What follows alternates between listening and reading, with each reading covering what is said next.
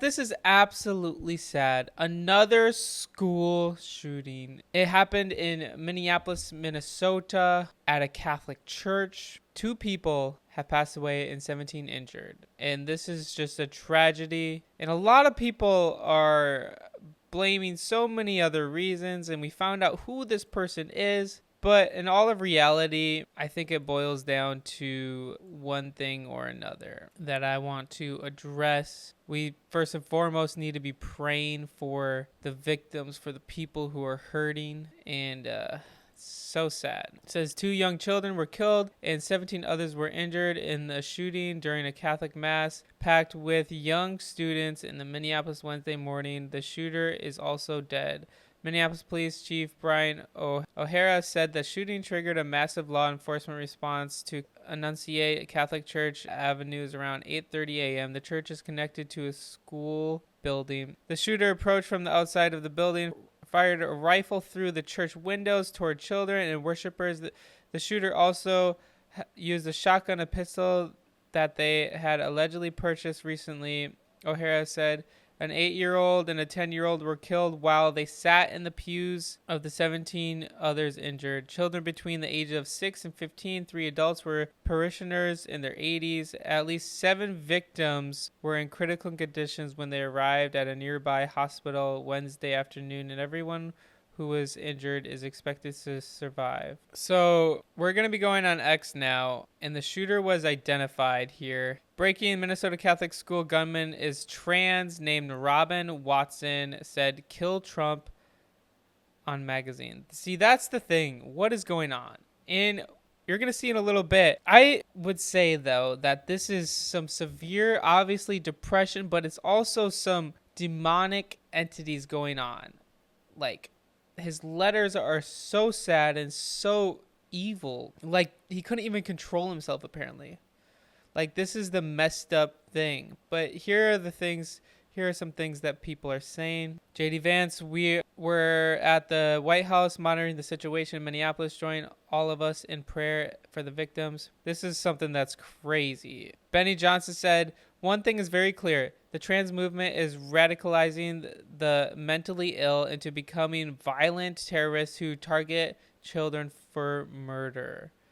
The pattern is undeniable. I'm not saying this is the case whether or not, but this is crazy. Today's Catholic Church shooter identified as trans. The Nashville Christian shooter identified as trans. The Lakewood Church shooter identified as trans. The Colorado Springs shooter identified as non-binary. The Denver shooter identified as trans, and it goes on and on. I don't even want to make this a political thing, but who in their right mind would think that they should be doing this and this is for the children? They're helping out. They're doing something to make a stand against Trump or for whatever. But in reality, they think that they're doing something good, but they're hurting so many people. And we're going to read a verse at the end. A 22-year-old biological male transgender who posted a manifesto on YouTube. Out of respect for the investigation and victims, I am withholding these specifics at this time, but I have it archived. Wow. This is what's sad right here.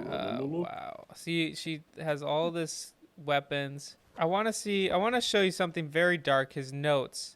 What is going on? And I say this is more of a demonic attack, a demonic entity causing someone to do this who is not in their right mind. And you can see here he does identify as trans. That's so sad. This is so sad. He wrote a manifesto and it says, I don't expect forgiveness. I don't expect any apology. I have to hold much weight. But to my family and those close to me, I don't apologize for the effects my actions will have on your lives. Please know I care for all of you so much, and it pains me to bring the storm of chaos into your lives. This will affect so many people than the ones that are immediately involved. See, oh my goodness, this is just so sad and disturbing.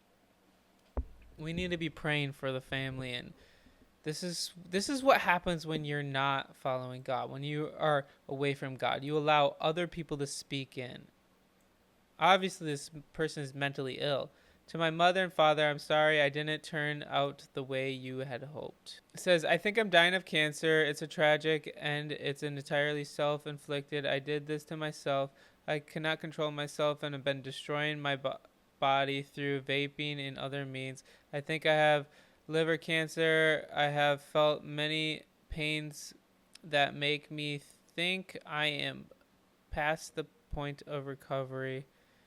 This is just all lies from the devil. All lies. You all are what kept me going. I find no more interest in anything material. I have only an interest in my mission and love for my family. If I didn't have such an amazing group of people around, no, I would have been gone much sooner. Dang. Whether you accept my apologies or not, I hope you will can move on past this and continue on with your lives. Remember to be good people. It's so weird. This is the part I wanted to bring up. I have wanted this for so long. I am not well. I am not right. I am a sad person. I am haunted by these thoughts that do not go away. I know this is wrong, but I can't seem to stop myself. I'm severely depressed and have been suicidal for years.